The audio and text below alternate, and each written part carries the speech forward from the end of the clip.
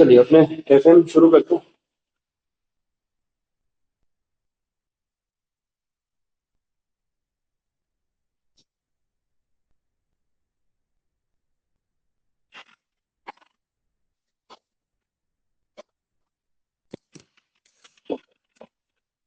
Marginal costing वाला अपना topic चल रहा था। इसमें जो सम्स है मैंने आपको बोला था ट्राई करने के लिए, उसके डाउट से शुरू करते हैं। प्लीज पहले फर्स्ट क्वेश्चन।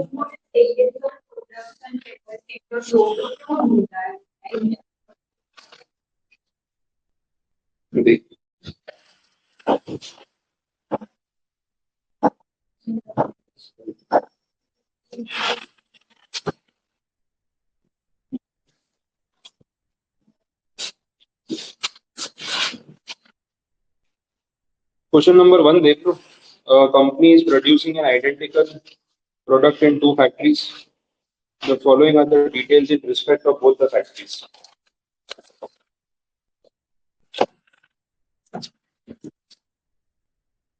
आइडेंटिकल प्रोडक्ट बना रहे हैं दो फैक्ट्रीज में, उसकी डिटेल दे रहे थे। प्रोडक्ट सेम है, फैक्ट्री अलग अलग।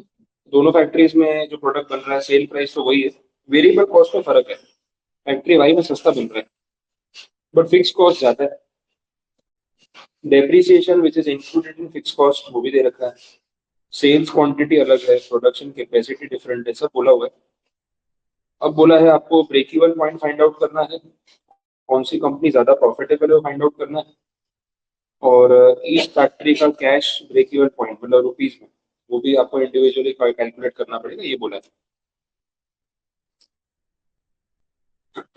पूरी कंपनी का ब्रेक इवन पॉइंट एक साथ निकालना है कंबाइंड।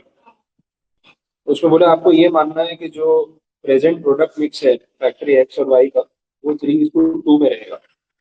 मतलब अगर इसके 3 यूनिट बिकेंगे तो उसके दो बिकेंगे, वो पॉइंट कैसे निकलेगा। ठीक है। अब इस बेसिस पे कैलकुलेशन करना है। डेप्री वाले पॉइंट का कोई रेलेवेंस तो है नहीं,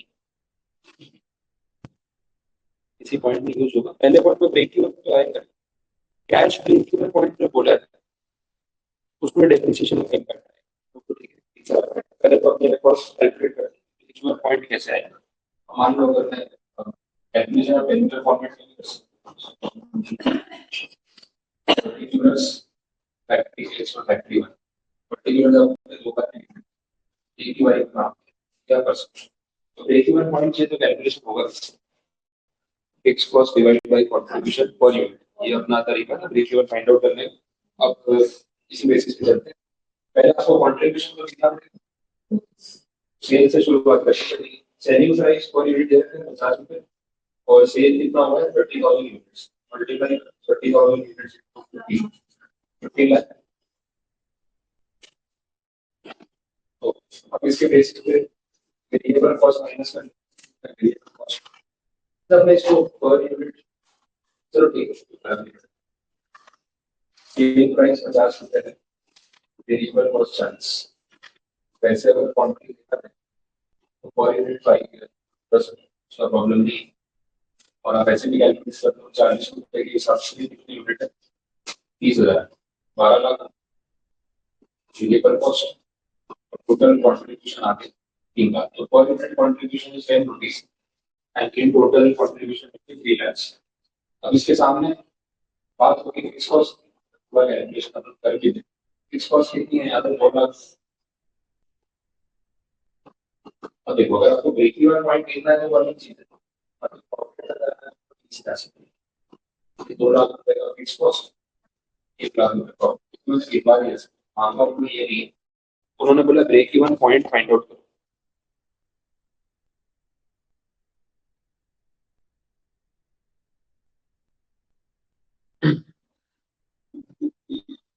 ठीक है, तो जो फिक्स कॉस्ट है 2 लाख रुपए वो आपको रिकवर करनी है फॉर फाइंडिंग ब्रेक इवन।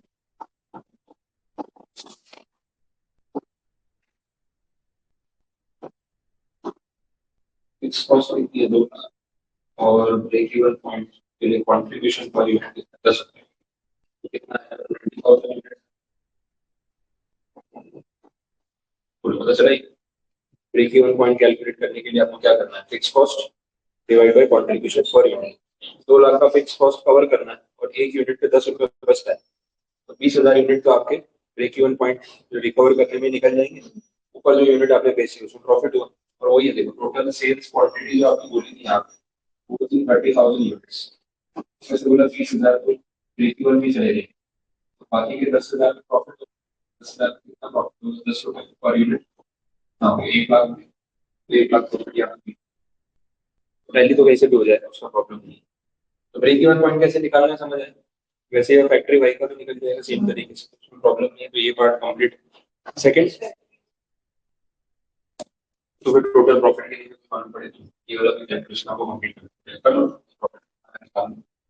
गिन दो, ब्रेक इवन भी गिन लो, पूरा प्रॉफिट भी गिन लो, तो कंप्लीट हो जाए।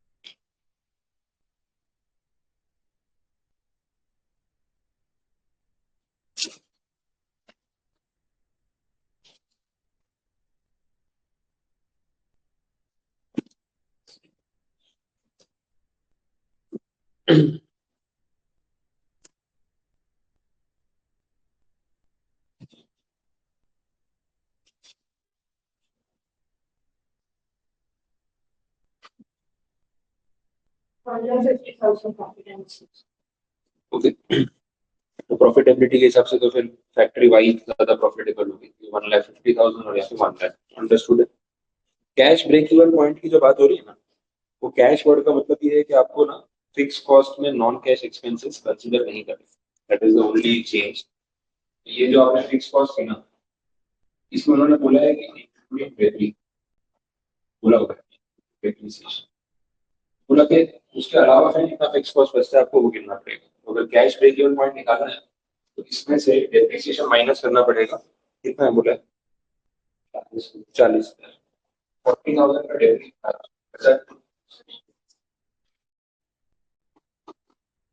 तो ये है आपका fix cost to be recovered. और 10 रुपए का क्वांटिटी तो फिक्स है भाई, 16,000 यूनिट्स पे ही आपका कैश ब्रेक इवन है। कैश ब्रेक इवन कुछ नया है, क्लियर नहीं है। बोलो, अब बात समझ आ रही है। अब दूसरा वाई वाले को भी आप साथ में कैलकुलेट कर सकते हो, सेम कंप्लीट करते हैं। फिक्स कॉस्ट जो है ना, उसमें नॉन कैश खर्चे कंसिडर नहीं, दैट इज डेप्री। आपका 2 लाख का फिक्स कॉस्ट दिखा रहे हैं, उसमें 40,000 का डेप्रिसिएशन, वो तो नॉन कैश है। तो कैश फिक्स कॉस्ट कितना है, 1,60,000, वो रिकवर करना है, उसके हिसाब से ब्रेक इवन निकालें। तो प्रॉब्लम ही नहीं थी फिर, तो जो आंसर आया था वही आपका कैश ब्रेक इवन पॉइंट रहता, सेम ही रहता, तो यही आंसर हो गया वापस से। बट जानबूझ के उन्होंने इंक्लूड किया था कि आप माइनस करो तो फिर डिफरेंस आए ना, सेम ही कैलकुलेशन होता तो फिर 2 बार क्यों करवाते। आप कंफ्यूज करने के लिए दे सकते, फिक्स कॉस्ट एक्सक्लूडिंग डेप्रिसिएशन दे सकते हैं। फिर आप सोचते नहीं कुछ तो यूज होगा डेप्रिसिएशन का, प्लस माइनस कुछ तो कर दो। जरूरी नहीं है सर, ट्रिक क्वेश्चन कर सकते हैं, बट इंक्लूडेड नहीं होता तो फिर दोनों में आंसर सेम आता है, वैसे मान लो वो भी चलेगा।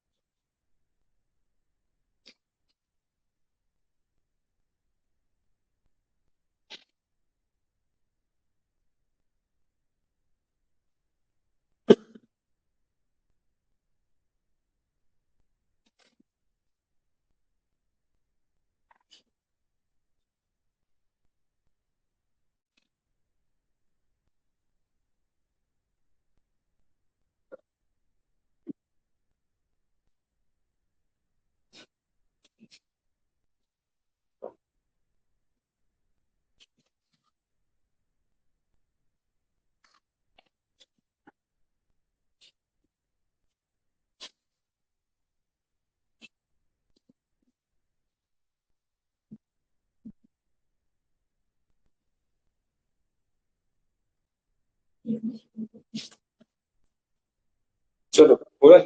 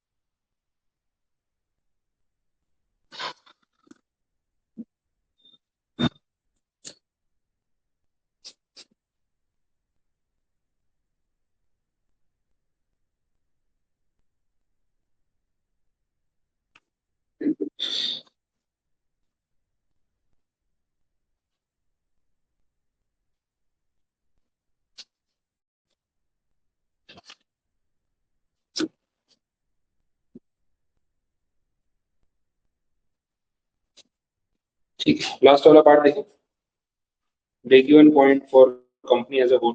और यहाँ पे प्रोडक्ट मिक्स बोला है। नॉर्मली अपन गिनते हैं break even point is equal to fix cost divide by contribution per unit. यहाँ पे पर यूनिट गिनने में थोड़ी प्रॉब्लम होगी, बिकॉज प्रोडक्ट मिक्स में उन्होंने बोला है 3:2। तो अगर फैक्ट्री एच से 3 यूनिट बिकेंगे तो फैक्ट्री वाई से 2 यूनिट बिकेंगे। तो फॉर्मूला वाइज अगर चलने जाओगे तो पर यूनिट कैसे करोगे, वो क्वांटिटी कैसे मिलेगा, वो प्रॉब्लम आएगा। ब्रेक इवन पॉइंट का वैसे फॉर्मूला है cost divide by contribution, per unit.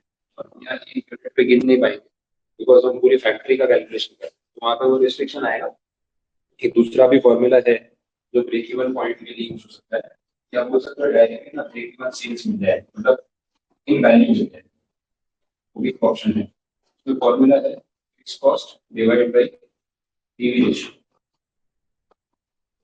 ये भी एक फॉर्मूला है। इससे डायरेक्टली आपको ब्रेक इवन सेल्स मिल जाएगा, not in units but in rupees, वैसा है। वो एक ऑप्शन फॉर्मूला अपने पास है। अब पीवी रेशियो एक बार अपन निकाल सकते हैं इक्विवेलेंट करके, वो पॉसिबल है। तो दोनों का जो डेटा दिया था उसके बेसिस पे पीवी रेशियो अपन निकालना पड़ेगा। ये जो डेटा था निकलेगा पीवी रेशियो। पीवी रेशियो आपको पता है कंट्रीब्यूशन अपॉन सेल्स। तो एक पीवी रेशियो ऐसा होता है साइड पे फैक्ट्री एक्स और वाई दोनों। यहाँ पे सेल्स था आपका 15 और क्वांटिटी था 3 था। तो यहाँ का डेटा बता दो वाई वाले में सेल्स कितना था और कंट्रीब्यूशन कितना था। सेल्स के अंदर और क्वांटिटी। तो अगर आप पीवी रेशियो निकालोगे that is contribution upon sales, यहाँ पे रहेगा 20% और यहाँ पे 30%। सही। अब बोला ये दोनों का इंडिविजुअल पीवी रेशियो आ चुका है, हम इसको कंबाइन कर सकते हैं वेटेड एवरेज करके। क्योंकि अगर ये एक्स की बात करें तो अगर ये 3 यूनिट बिकेगा तो ये 2 यूनिट बिकेगा। तो हम ना वेटेड एवरेज पीवी रेशियो निकाल सकते हैं, बिकॉज हमें कंबाइन की कैलकुलेशन करना है।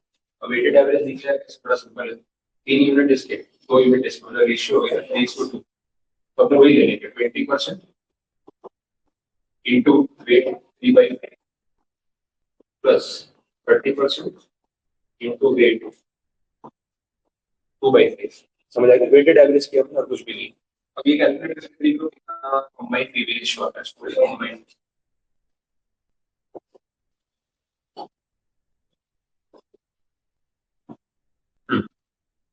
कितना है 24%।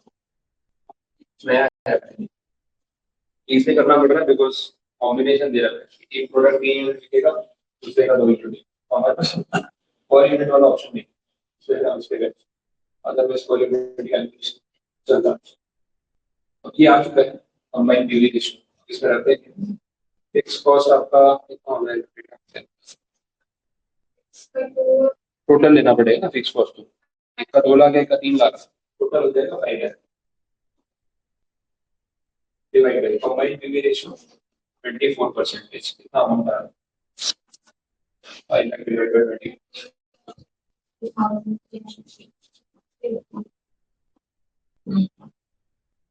ये डायरेक्टली आ गया ब्रेक इवन सेल्स इन रुपीस। अपन ने ब्रेक इवन पॉइंट का फॉर्मूला का यूज किया था, वो fix cost upon contribution per unit ऐसे डायरेक्टली आपको ब्रेक इवन सेल्स निकालना हो तो उसका एक फॉर्मूला है fix cost divided by PV ratio, उसके थ्रू भी अपने कर सकते हैं। यहाँ से मैं डायरेक्टली मिल गया ब्रेक इवन सेल्स। अब अगर आपको पूछा है क्वालिटी फाइंड करके दो, क्या बड़ी बात है, ब्रेक इवन सेल्स तो आएगा, कितना सेल है, एक यूनिट कितने का बना है, 50 डिवाइड करना यूनिट आते हैं, तो बड़ी बात यूनिट्स कितने आ रहे हैं।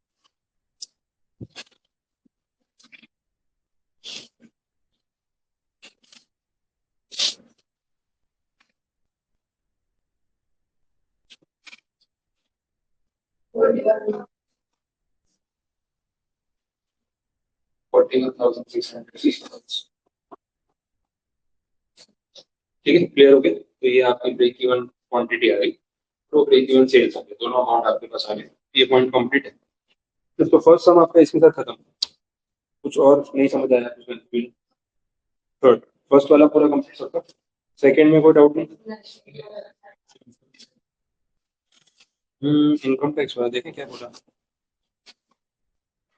टैक्स माइनस करना। हाँ, तो आपको वो कंसीडर करना पड़ेगा ना कि नेट प्रॉफिट अगर 1 लाख रुपए चाहिए 50% टैक्स के बाद, तो फिर कितना सेल होना चाहिए। तो रिवर्स में जाओगे तो नेट प्रॉफिट बिफोर टैक्स जो है वो आपका 2 लाख रुपए है, तो उसमें 50% माइनस किया तो 1 लाख पे पहुंचे, तो एक पॉइंट ऐड हो जाएगा। बाकी कैलकुलेशन रिवर्स में जाओगे तो सेम होगा, टैक्स वाला पॉइंट डाल दिया। प्रॉब्लम नंबर 3,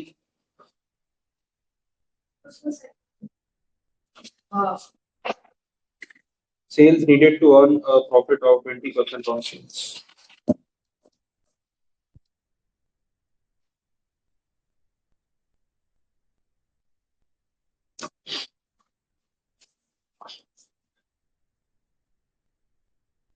बाकी डेटा से पता चले 20% प्रॉफिट ऑन सेल्स का वो मिसिंग फैक्टर वाला पजल टाइप का क्वेश्चन। बाकी डेटा में क्या बोला है, सेल्स है 4,000 यूनिट का 25 रुपए के हिसाब से 1 lakh, material consumed, variable overhead, labour charges, ये सब खर्चा वेरिएबल में आ गया, फिक्स ओवरहेड्स 18,000 बोला, नेट प्रॉफिट 12,000।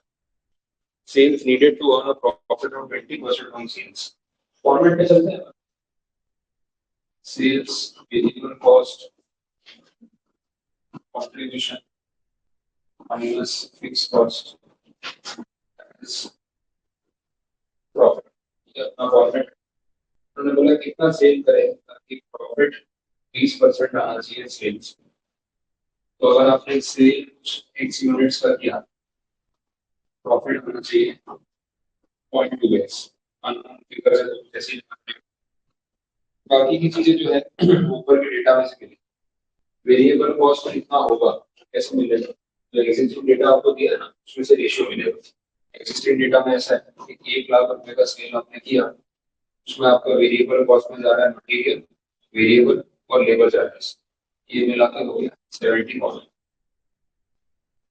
रिमेनिंग बचा क्वांटिटी 30,000, और उसमें से आपका गया fix cost 18,000। Final profit is 12,000। ये एग्जिस्टिंग डेटा है, ये सिर्फ आपको कुछ रेशियो निकालने में काम आएगा, बाकी उससे ऊपर नहीं। आप रेशियो निकालना है तो आप ये रेशियो निकाल सकते हो। सेल्स और वेरिएबल कॉस्ट का रेशियो क्या है, तो 70% वेरिएबल कॉस्ट जाती है। तो अगर एक्स रुपीज का सेल है, 0.7x तो आपका वेरिएबल कॉस्ट पे चला जाएगा, मीनिंग बचेगा 0.3x। ये पॉइंट आ गया। सर फिक्स कॉस्ट तो जो डेटा में है वो तो वही रहेगी जो क्वेश्चन में दे रखी है, सेम, वो तो चेंज होगी नहीं, उसको तो 18,000 ही रखना पड़ेगा। क्या ऑप्शन समझ आ रही। अब ये आपके पास रेडी हुआ, इसके बेस पे अपने को क्या ढूंढना है, सेल्स का नंबर क्या है? बोलो, अब आप कुछ कर सकते हैं आगे, कुछ समझ आ रहा है क्या करें, तो पूरा कैलकुलेट कर दिया, कुछ बचा नहीं, और क्या कर सकते हैं फिर आपके पास नंबर एक ही, बाकी तो सब एक्स वाले चल रहा है। तो ये डेटा आपने यूज कर सकते हैं, contribution minus fixed cost is equal to profit. The contribution 0.3x minus fixed cost 18,000, profit 0.2x। Calculate कर लीजिए। 0.3x minus 0.2x equal to 18,000. 0.1x is 18. Therefore, x will be equal to 18,000 divided by One negative. again x side sale का number plus 1 लगेगा तो पूरा calculation बैठ जाएगा जो चीज प्रॉफिट मांगा हो तो वो निकाल लो सेल मांगा है वो निकाल लो सब कुछ आ गया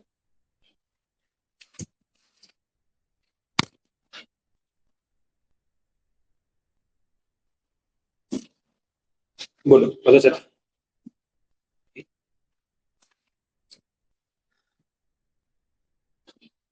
एक्स की वैल्यू में एक्स मिल गया तो फिर सब मिल जाएगा वेरिएबल कॉस्ट प्रॉफिट क्या क्वांटिटी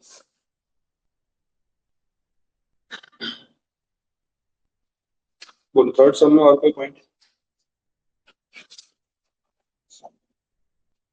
आगे फोर्थ फिफ्थ हाँ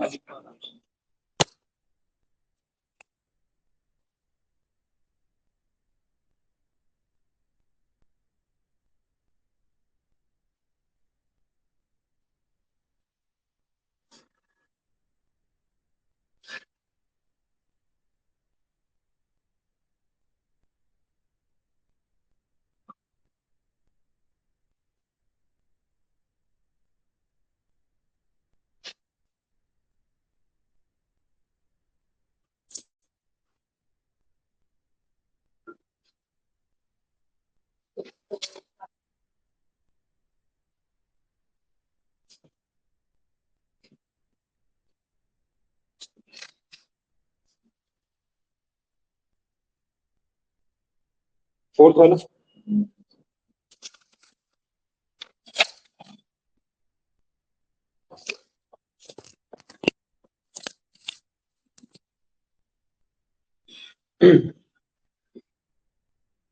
ये भी वो अननोन फिगर वाले चल रहा है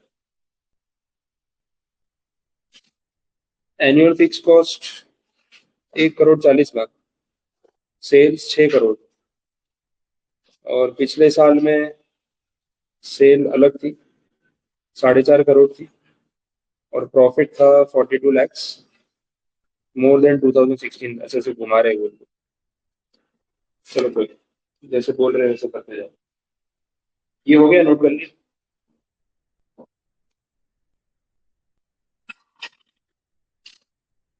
कंपनी की एनुअल फिक्स कॉस्ट 1,40,00,000 है in the year 2017-18 the sale amounted to 6 crore as compared with 4 crore 50 lakhs in the preceding year मतलब एक 16-17 का साल है एक 17-18 profit in 17-18 is 42 lakhs more than that in 16-17 okay on the basis of the above information answer the following देखो अपने पास data जो है वो लिमिटेड है मेरे हिसाब से जैसा दिया है वैसे एक बार लिख सकते समझ आएगा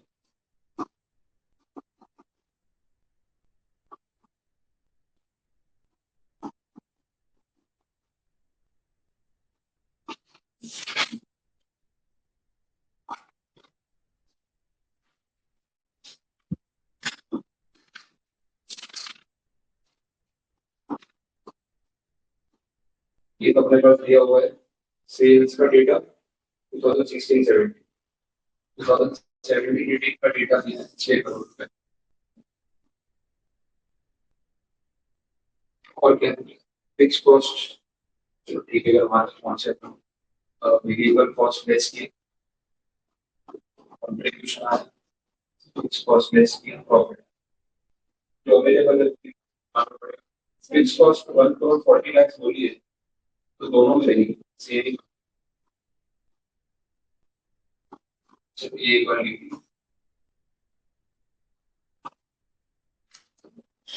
और बोला है profit in 17-18 is rupees 42 lakh more than that in 16-17 16-17 में क्या प्रॉफिट होगा अपने को पता नहीं उसको अगर अपन अननोन मान जो भी अमाउंट होगा उसके कंपैरिजन में यहाँ प्रॉफिट 42 लाख से सरप्लस इतना तो मालूम पड़ेगा जैसा दिया है वैसा मैं लिखता जाऊँ इक्वेशन बन जाए कहीं से कुछ पॉइंट मिल जाए कितना अभी तक अवेलेबल है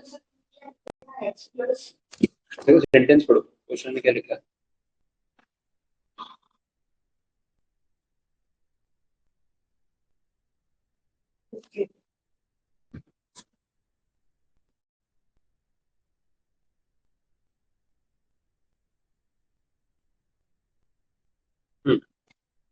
पता चलो। तो बोला है कि इस साल में प्रॉफिट के कंपैरिजन में इस साल प्रॉफिट 42 लाख रुपीज से ज्यादा है, इसलिए वो उसको एक्स मान लिया, इसको एक्स प्लस 42 कर। तो एक बार तो कैलकुलेशन बना कुछ, बाकी का डेटा कुछ अवेलेबल है, कहाँ से शुरू करें।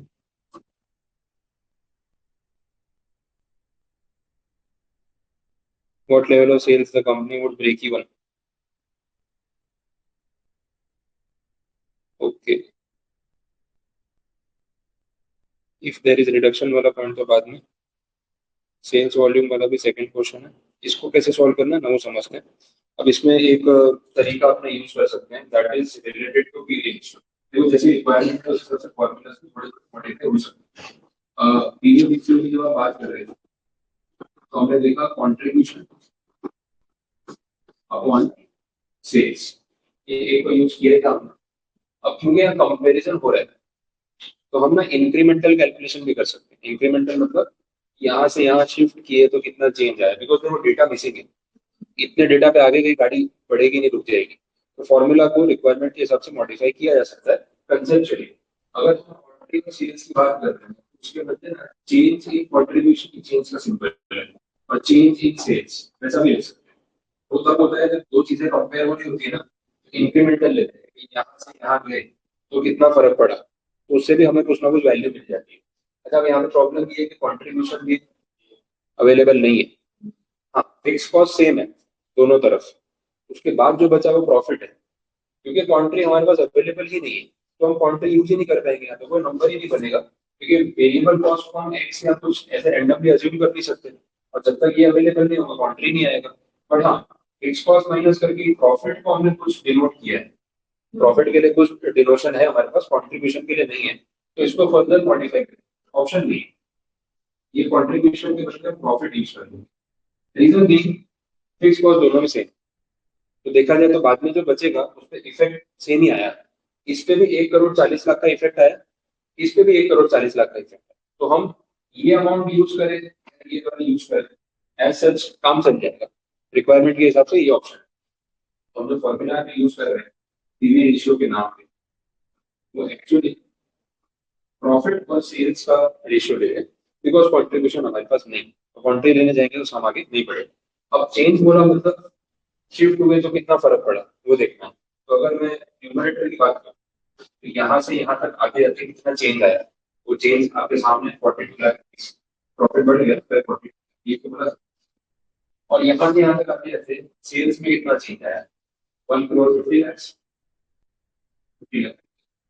इसको परसेंटेज में कन्वर्ट करेंगे पीवी रेशियो में कितना आ रहा है।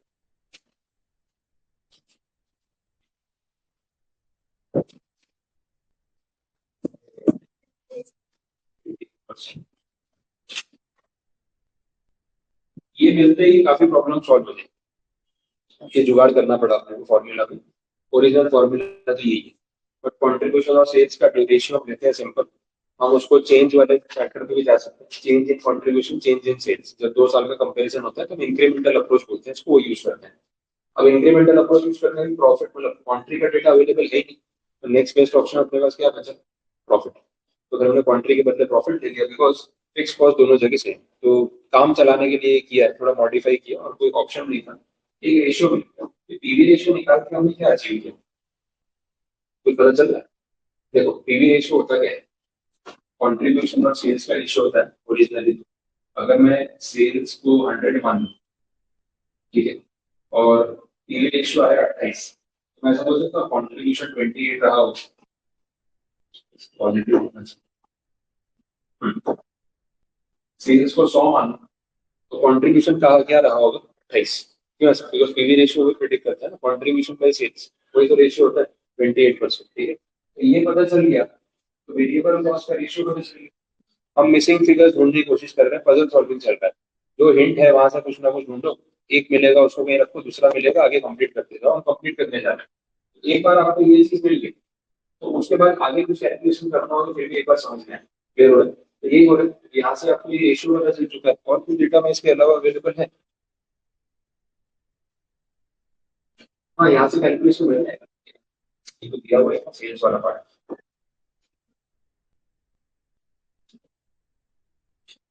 ये 7.5 करोड़ का सेल, तो इसका 72% कितना हुआ मानना पड़ता है, और इसका 28% कितना हुआ मानना पड़ता है।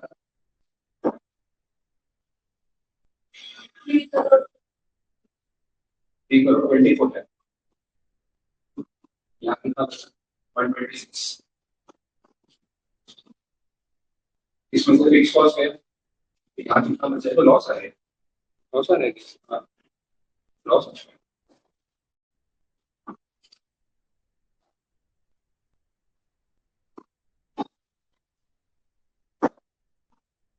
नेट प्रॉफिट तो आया नहीं, नेट लॉस है। ये 1 करोड़ 26 लाख के सामने 1 करोड़ 40 लाख का फिक्स खर्चा है। सेम लॉजिक यहाँ भी लगा, 6 करोड़ का 72% वेरिएबल कॉस्ट।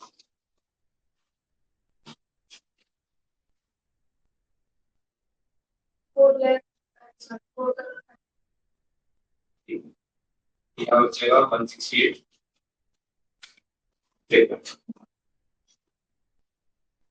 इसमें से 140 है, ये कितना आ जाएगा 28 लाख, जो टैली भी होगा, -14 लाख प्लस 42 लाख करो, 28 लाख आ ही जाएगा, माइनस है, माइनस प्लस अपने आप से पूरा डेटा कंप्लीट, जो मांगा हो जो चाहिए हो इसमें से सब कुछ आपके सामने। बोलो, done, complete. Puzzle solving basic figure, जो डेटा दिया है उसमें से कुछ देगा, उसके बाद कुछ नहीं। ऐसे समझ में गया ना, दिमाग जितना जल्दी चले उतना एग्जाम में टाइम बचता है, सोचते सोचते टाइम चला कर सोचते रहते, और ऐसे समझ में लगे पजल वाला आ गया तो उसको लास्ट में रख लो, जो डायरेक्ट क्वेश्चन है वो पहले कर लो। पजल सॉल्विंग में कभी थोड़ा सा टाइम लग जाता है क्योंकि कुछ अलग सोचना पड़ता है, कैसे ढूंढे, कहाँ से क्या मिल सकता है, हर एंगल से सोचना पड़ता है, तो इट में टेक सम टाइम। बेटर है क्या, वो प्रैक्टिस से आपका वो फियर निकल जाएगा, तो जितने ज्यादा सम्स आप सॉल्व करोगे उतना आपको लगेगा कि अब मेरा कॉन्फिडेंस बिल्डअप हो रहा है, एक सम बन जाता है तो कॉन्फिडेंस आ जाता है, फिर लगता है ये आ गया ना, अगला वाला हो जाएगा, ऐसा होता है। तो एक नहीं हो रहा तो लगता है पता नहीं कुछ हो रहा है कहीं, तो ट्राई करने से ही होगा। सम्स का क्या और भी प्रोवाइड कर दूंगा, ऐसा कुछ नहीं, इसके अलावा और भी सम्स चाहिए तो मिल जाएंगे, प्रैक्टिस करने के लिए कंटेंट जितना चाहिए उतना अवेलेबल है। बोलो और कौन सा क्वेश्चन, फिफ्थ सिक्स, अच्छा वो ऑनलाइन में डाउट आया, थर्ड, वो मॉड्यूल वाला टॉपिक, मॉड्यूल वाला लास्ट में देखते हैं, पहले इसके इलस्ट्रेशन के समझ में देख लो, और कुछ है 9th क्वेश्चन तक और कोई समझ में आपका डाउट है कुछ पूछना। अच्छा, 8 वाला क्वेश्चन निकालना क्या है, मटेरियल पर केजी, लेबर पर आवर इतना जा रहा है, सेलिंग प्राइस, ऐसा पर प्रोडक्ट दे रखा होगा कि एक यूनिट में 10 किलो मटेरियल जा रहा है, 25 रुपए पर केजी के हिसाब से 250 रुपए हो गए, वैसा डेटा है। वेरिएबल ओवरहेड्स दे रखे हैं, कंपनी का एमडी जो है वो बोल रहा है कौन सा प्रोडक्ट मैन्युफैक्चर करे कौन से सर्कमस्टेंसेस में, if the monsoon is not up to the mark, in such circumstances the scarcity of raw material is expected for both products. On the account of e-marketing the sales volume may be a constraint, you are required to assist him in decision making by considering both the situations in isolation. Okay, अभी ऐसा बोल रहे हैं कि बारिश के season में क्या होता है ना कि, या मतलब बारिश के सीजन में अगर मानसून बराबर नहीं हुआ तो रॉ मटेरियल की स्केर्सिटी हो जाएगी, मतलब रॉ मटेरियल कम मिलेगा, जितना चाहिए उतना पूरा नहीं मिलेगा, तो फिर क्या करना चाहिए, क्योंकि रॉ मटेरियल अगर कम मिल रहा है तो raw material is the constraint, तो मैं ये देखूंगा कि कौन सा प्रोडक्ट मुझे ज्यादा प्रॉफिट कमा के देगा, मैं उस प्रोडक्ट के पीछे जाऊँ, क्योंकि देखो रॉ मटेरियल कम अवेलेबल है तो दोनों की जितनी डिमांड है पूरी नहीं कर पाऊंगा, तो एक ज्यादा एक कम बनेगा, ये दोनों रेशियो बनेंगे, तो हम ये देखेंगे जो प्रोडक्ट हमें ज्यादा फायदा दे रहा है वही बनाएंगे, सिंपल कैलकुलेशन है, तो उसी से शुरू करते हैं, देख लेते हैं। Per unit contribution, per unit profit अगर हम ये फाइंड करें तो उससे अपनी गाड़ी आगे चलती जाएगी, और जो हमें बता क्या करना है बता। कैसे आपको अप्रोच करना है बता रहा हूँ, क्योंकि इसमें पॉइंट एक्स्ट्रा ऐड हुआ है, इस वजह से इशू आ रहा है। मैं उसको एक्सप्लेन कर देता हूँ। समझाता हूँ, पूरा समझाता हूँ। देखो डेटा के हिसाब से चलता है, पूरा समझा देता हूँ, definition बता देता हूँ। इसमें कुछ ऐसा हो रहा है, ये लोग ना दो प्रोडक्ट बनाते हैं, नाम जो अजीब से दे रहे हैं।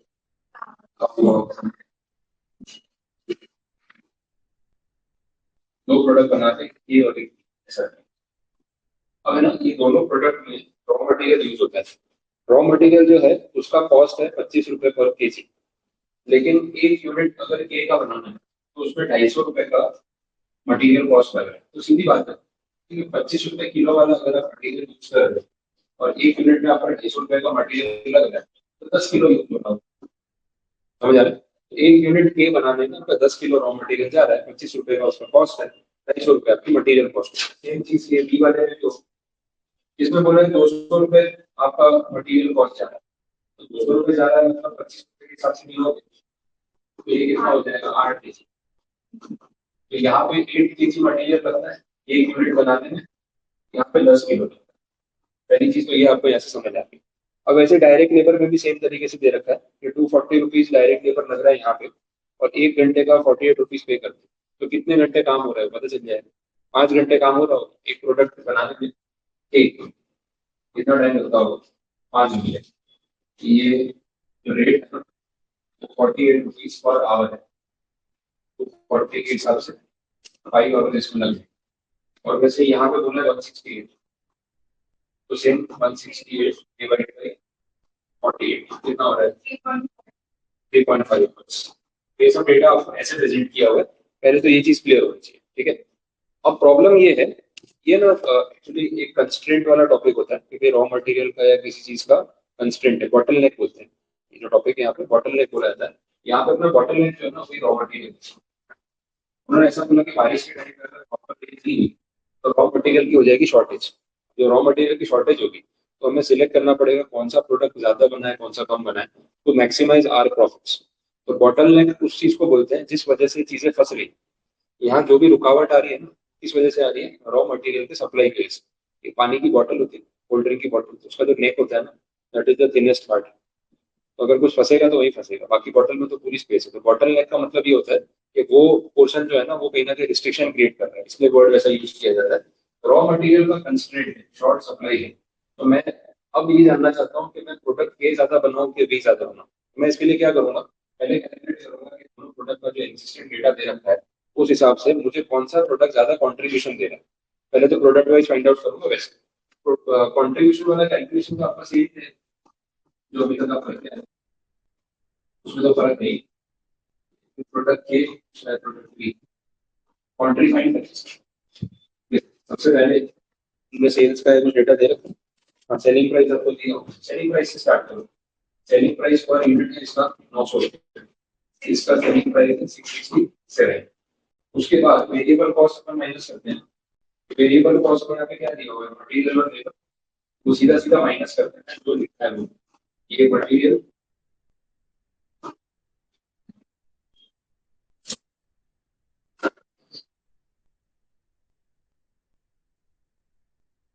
ये मटेरियल और ये लेबर, यहाँ पे भी सेम।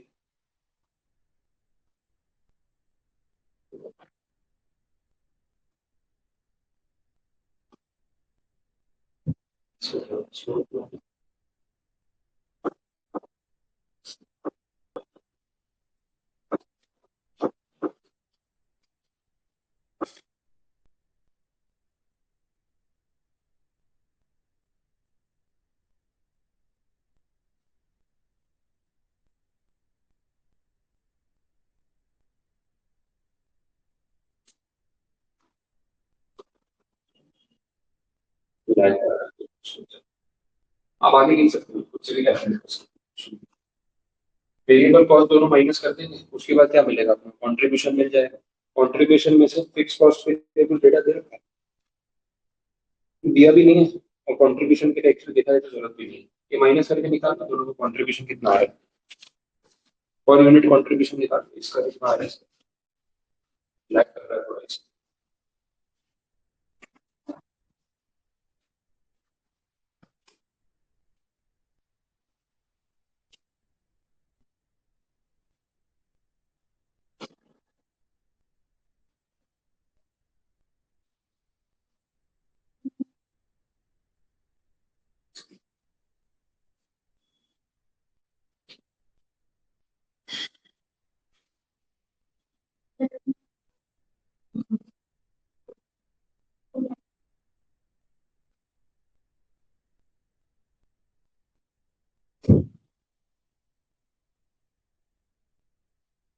आगे वाला सब लिख लिया है ना हम लोग?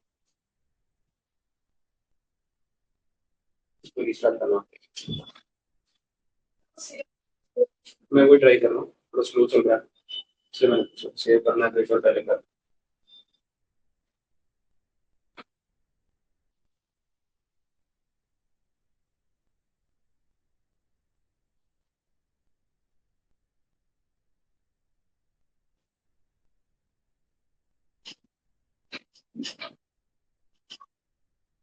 होगा अपनी स्पीड में थोड़ा स्लो चल रहा है। हाँ, आपका कंट्रीब्यूशन आया? कितना आ रहा है पर यूनिट कॉन्ट्री?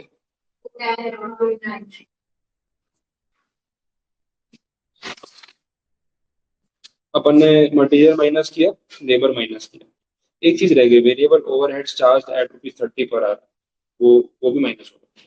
हमने दो चीज लिखी थी, तीसरे भी माइनस होगी, मैंने भी अभी लिखी थी। उसको पहले सेव करें।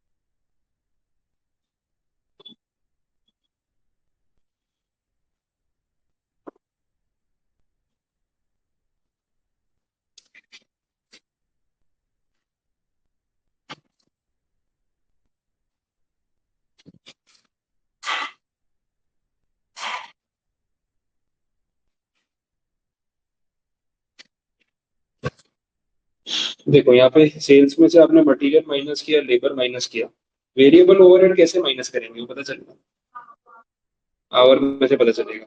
प्रोडक्ट के में आपका 5 आवर्स लग रहा था, तो अगर ₹30 पर आवर का वेरिएबल ओवरहेड है, 30 × 5 कितना हो गया? 150, 150 माइनस होगा, वो भी कर लो। उसके बाद कॉन्ट्रीब्यूशन आएगा, जहां तक आपने किया वो सही है, ये पॉइंट और एक्स्ट्रा माइनस करना।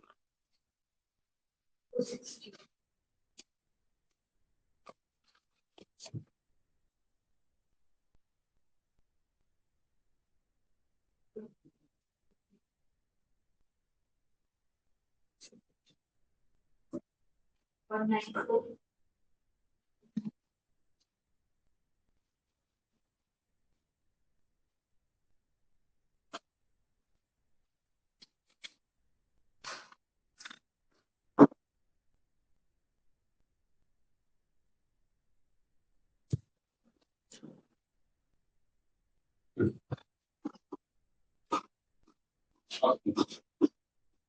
सेल्स का वेरिएबल कॉस्ट था, इसमें मटेरियल है, लेबर है, ये सब माइनस करके आपका पर यूनिट, ये डायरेक्टली कंट्रीब्यूशन है 261.94. 260, और ये 190। यहाँ पर सबका है, ये सब जो समझ आ रहा है। अब देखो कंट्रीब्यूशन पर यूनिट निकाल के आप डायरेक्टली यहाँ डिसीजन नहीं ले सकते कि ये ज्यादा बनाओ ये कम बनाओ, ये प्रॉब्लम है। अगर आपने यहाँ से डिसाइड कर लिया तो गलत हो गया। बिकॉज पता है क्या है, जो बॉटल नेक है, बॉटल नेक का मतलब जिस वजह से प्रॉब्लम आ रही है वो है मटेरियल, मटेरियल की शॉर्टेज है ना।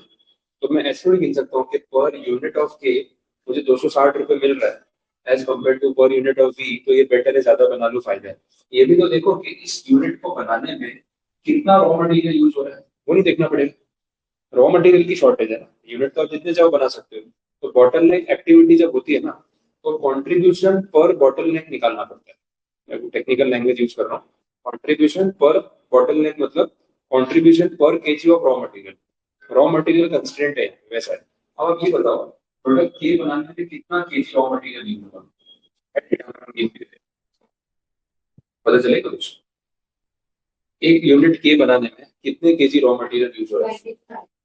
एक वो तो चार्ज है ना, ₹25 किलो तो रॉ मटेरियल का रेट है। कितने केजी यूज हो रहा है? 10, ये ना था ना अपन ने 10 केजी। तो रॉ मटेरियल का जो यूजेज है पर यूनिट, यहाँ पे है 10 किलो, यहाँ पे कितना है? 8 किलो। बात समझ आ रही? तो पर केजी ऑफ रॉ मटेरियल कितना कंट्रीब्यूशन आ रहा है पर KG of raw material, divide कर, ये हो गया 26 और ये 160 24। 24.94। अब अगर बात ये है कि 1 किलो रॉ मटेरियल अगर आप यूज कर रहे हो उससे जो भी यूनिट बन रहा है के का, आपको उस पर पर पर केजी ऑफ रॉ मटेरियल 26 रुपए का कॉन्ट्रीब्यूशन मिल रहा है। एक यूनिट ए का अगर आप यूज करो तो उस पर आप 260 रुपीज कमा रहे हो, ठीक है। बट उस एक यूनिट के लिए कितना रॉ मटेरियल यूज हो रहा है? 10 किलो।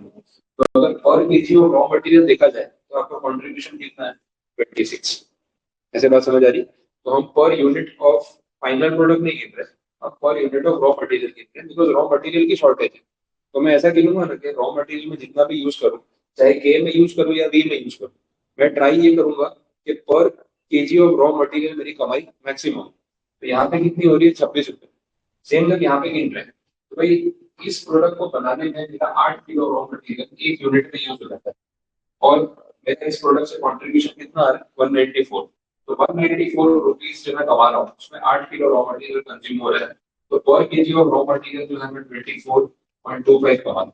तो ऐसे अगर देखा जाए तो फाइनल इसमें प्रोडक्ट के में, अगर प्रोडक्ट के बनाता हूँ तो उसमें मेरे को पर यूनिट 260 रुपए कॉन्ट्रीब्यूशन मिल रहा है, और पर केजी ऑफ रॉ मटेरियल में 26 रुपए कॉन्ट्रीब्यूशन मिल रहा है। तो अगर रॉ मटेरियल के रिस्पेक्ट में देखो ना तो बेटर रिटर्न ये दे रहा है। तो ये बनाना चाहिए। अब आप बोलोगे सर मुझे यहाँ से ही पता चलेगा, वो तो कोइंसिडेंस है कैसा है, नंबर्स अलग होते तो आंसर अलग भी तो हो सकता था। ऐसा भी हो सकता था इसमें नंबर छोटा आ जाए, अब मैं बोल रहा हूँ 10 किलो लिया, 11 किलो, तो ये कितना हो जाए? 20। फिर आप बोलोगे टोटल कॉन्ट्री पर यूनिट ज्यादा दिखा रहा है और पर केजी ज्यादा रिटर्न दे रहा है, ऐसा भी हो सकता है। वो तो नंबर्स पे डिपेंड करता है, इन्होंने गलती यही कर दी, क्वांटिटी गलत करनी चाहिए। तो जैसा क्वेश्चन बनाना चाहिए था कि ये हायर दिखे बट ये मैटर नहीं, तो वो पॉइंट रिलेट होता है, वैसा किया नहीं, नंबर्स पूरी बेटर हो सकता है। बोलो समझ आया कुछ? ठीक है, तो यहाँ पे raw material is the bottleneck activity constraint, repetition constraint बोलते हैं उसको, कि भाई रॉ मटेरियल शॉर्ट सप्लाई है। तो जब भी ऐसा कोई सम आ जाए जहाँ पे आपको बोला हो कि यार ये कंस्ट्रेंट है, ये शॉर्ट सप्लाई है, तो पर unit of that short supply आपको अपना रिटर्न मैक्सिमाइज करना है। तो पर यूनिट ऑफ रॉ मटेरियल जो मुझे ज्यादा पैसा कमा के देगा मैं वो प्रोडक्ट बनाऊंगा। पर यूनिट ऑफ फिनिश गुड से मतलब ही नहीं, this is not relevant here, relevant ये। बात समझ आ रही है? अपन ने क्या बॉटल नेक एक्टिविटी के बारे में कुछ पढ़ा नहीं होता, तो ये पोर्शन आपके लिए नया पॉइंट था, इसलिए आप इसमें फंस गए। वैसे बाकी कोई प्रॉब्लम, नया पॉइंट है तो सीखोगे तो ही पता चलेगा। बोलो और कुछ। तो 9th तक सारा कंप्लीट, अगर आपका बाकी है तो आप सॉल्व कर ले। मॉड्यूल में डाउट आया है ऑनलाइन अपना, पेज 795, इलस्ट्रेशन नंबर 3, 3 लाख का अमाउंट कैसे आया, चलो देखते हैं। इलस्ट्रेशन नंबर 3, पेज नंबर 795 पे है आपकी मॉड्यूल में। उसमें डाउट आया है कैश ब्रेक इवन सेल्स, वही बात होगी क्योंकि डेबिट माइनस किया होगा कुछ होगा।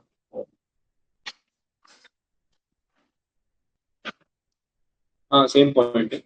अभी अपन जो सम देख रहे थे स्टार्टिंग में कैश ब्रेक इवन पॉइंट, उसमें जो पॉइंट था वो इलस्ट्रेशन 3 में भी है कि भाई 35 लाख रुपीज जो है वो आपका फिक्स कॉस्ट है, इंक्लूडिंग डेप्रिसिएशन ऑफ 15 लाख। तो अगर नॉर्मल ब्रेक इवन पॉइंट पूछा है तो आप 35 लाख यूज करो, लेकिन कैश ब्रेक इवन पॉइंट पूछा है तो आपको 15 लाख माइनस करना पड़ेगा, तो रिमेनिंग 20 आ गया। तो बस इतना ही पॉइंट, सेम ही हो गया। मॉड्यूल के इलस्ट्रेशन में और कोई क्वेरी है आपकी किसी की? बाकी अब आज वो टारगेट कर लो, मॉड्यूल के सारे इलस्ट्रेशन अब आप देख सकते हो। ट्रैकर में आपके कोई एक दो सम बचे हैं तो वो कंप्लीट कर लो।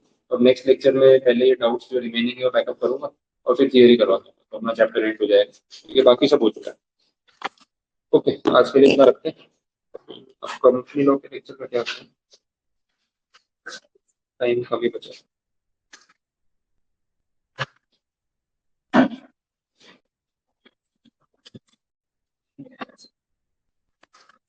कंपनी लॉ का फिर बैच आज नहीं रखते, ठीक है। कंपनी लॉ वाला सब्जेक्ट कल कंटिन्यू करेंगे, ये आज कंप्लीट हो गया है तो अच्छा।